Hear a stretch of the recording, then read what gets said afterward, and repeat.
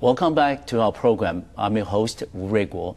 In this segment, we will continue our conversation with Councilman Ron Litinsky from the city of Dallas. Ron, I'm going to ask you, what's your purpose of your trip, of your delegation to Taipei this time?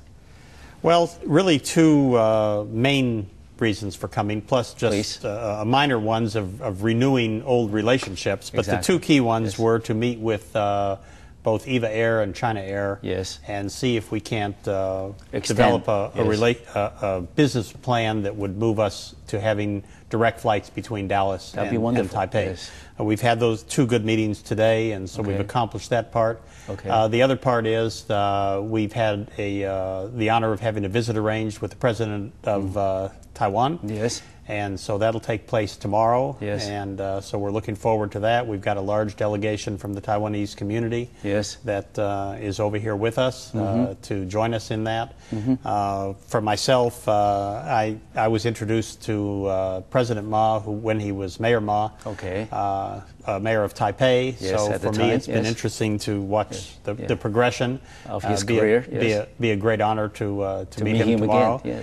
So those are the two key things. And then just the continual building of the relationships between and finding people. New ones. I also know that another purpose of the trip is to attend an international conference on the Taoyuan Aviation City, or the Aerotropolis project. And how does that fit into Dallas's plan? Well, that was one other thing. It's the non-business part, but it's important. The county of Taoyuan, where the airport's located, is having its first annual Aerotropolis.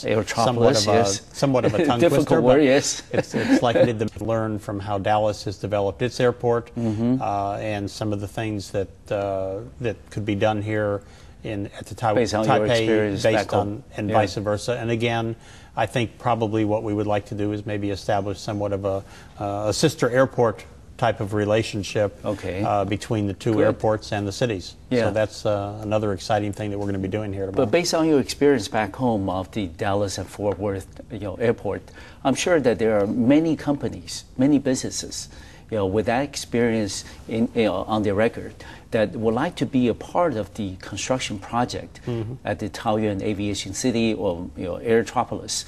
How would you, as a member of the City Council, try to facilitate getting the businesses back home involved in an international project of such a magnitude in Taiwan? Well, interestingly enough, we have one gentleman and his wife that has joined us on this delegation. He's a minority construction company, engineering company back in Dallas. Has done some work on the mainland.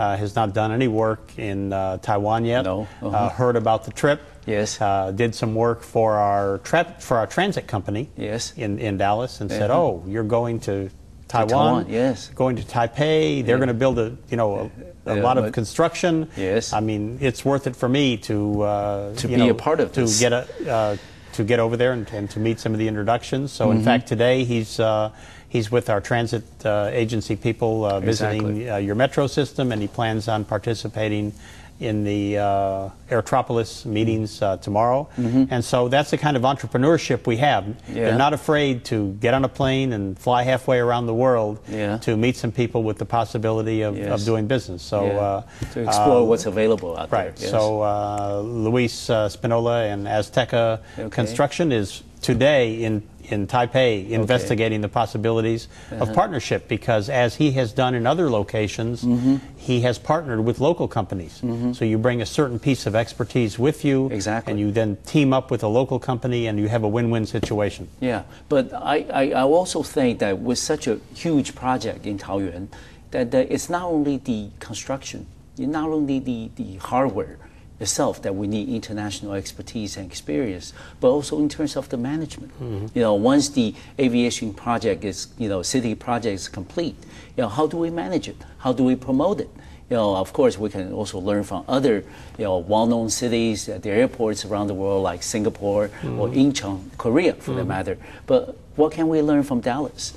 Well, interesting from Dallas is that in the old days, we had an airport in Dallas and Fort Worth had an airport, and we were feuding all the time. That's right. You were competing. And now we're big brother, little brother, and we're in the same family. Together. And we took, I think, 17,000 acres of land outside the city that was nothing. No. And started from scratch in the 60s, and today we have the third biggest, busiest airport in the world. Yes. And we've received awards. We have the J.D. Powers, Customer Service Award, and those types of things. And that comes from having good management in place. Yeah, exactly. So, for example, we have an airport board that makes the decisions, but we have an executive that runs the airport, and we have staff that run the airport. And just like the city, when you think about it, the airport is just a business. No, it's more than just a business. Well, it's an image. But it's not for profit. It's to serve the customers. Of course. And the image that someone has when they visit Dallas is the first thing is when they step off the plane, and then they get in a taxi cab, and then they get to see the city. So it's important to us to have our front door be a good representative of the city of Dallas. And it's come through a lot of hard work. So I think, and we are not afraid of sharing that. So if Taipei can learn from us and we can work together, we can learn things during your construction of the Aerotropolis that maybe we want to go back and remodel our airport. Do more expansion with the airport back home. And in addition to the major purposes that you mentioned, Ron, I know you've been to Taiwan many times. Previously, of course, you were not in government. That you came here as a private business person. Right. And what was your impression of Taipei, of Taiwan in general? Well, when I first started coming here in about 1980, it was certainly different than it is today. But even then, I think Taiwan was a very progressive, energetic city. Very vibrant. And of course, at that time, there were not very many people from the States that came over here at all. So my wife and I would be the only ones out on the street that, but watching the progress has been very interesting for us over the years, because as we come back and we see the changes, and you see things like Taipei 101, being built up, and you see the metro system being built, I tell you what, I certainly don't miss the millions of little scooters that were everywhere back then. Today, the air is cleaner. It's done better. So it's a lot better city, and I consider it one of the key cities in the world on an international stage that people need to visit. And when you get out of the city and you go into the rest of Taiwan, and you see the green hills and a lot of the other things out of the metro area that many people should take time to go do. You mentioned Taipei 101. I understand that a Dallas-based construction company had a lot to do with the construction of the project itself. Turner construction, and I know the mayor was part of the Turner construction team. The mayor was the main man. He was president of Turner. Okay. And certainly was involved in the process. But as somebody who's been to Taiwan so many times yourself, you must have some indirect knowledge about how that project, has really put Taipei on the international map. Can you share with us some of that experience? It's an interesting story. In fact, if I can expand a little, Raymond. Please. Mayor Leppert was responsible when Turner Construction was based in New York. He was responsible for moving them from New York to Dallas. Because it was a better city. It was better with air connections and travel and lower cost of doing business. And they doubled immediately from, I think, a $4 billion company to an $8 billion in a couple of years, and they have continued to grow since then.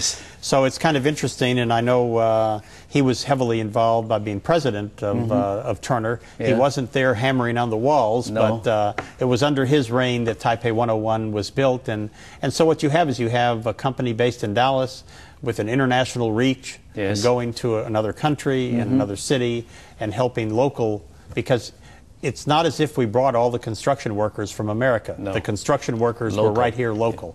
And so I think it's, again, a good example of a partnership where an international U.S.-based company is responsible for building a local project that will become a landmark. I think Taipei 101 will be sort of the Empire State Building of Asia, not just Taiwan. And even though there are bigger, taller buildings in New York, everybody remembers the Empire State Building. So right now, Taipei 101 is the tallest building in the world. Yes. And maybe somebody will put a little antenna on something else and make it a little... Trumpus, yes. Yeah, but people will still remember Taipei 101. Yeah, I think also for Taiwan, it was a very important project in terms of, how we can build such a huge, construction, structure, and then really put Taiwan on the international map.